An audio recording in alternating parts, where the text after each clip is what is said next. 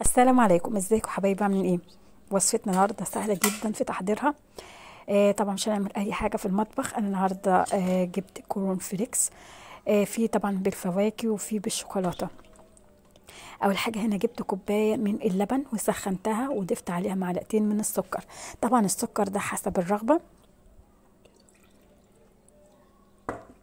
بعد كده هضيف عليه كورن فليكس.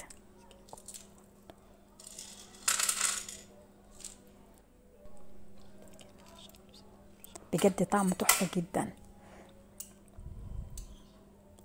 سهل كمان في تحضيره وما بياخدش وقت. طعمه كده يعني ميكس بين الفراولة والموز. طعمه تحفة جدا. طبعا عجب الفيديو لحد هنا، ما تنساش يعمل لايك واشتراك فضلا وليس امرا. ما تنساش تشير الفيديو وتعمل لايكات كتير عشان يوصلكم كل جديد من قناتي. والسلام عليكم ورحمة الله.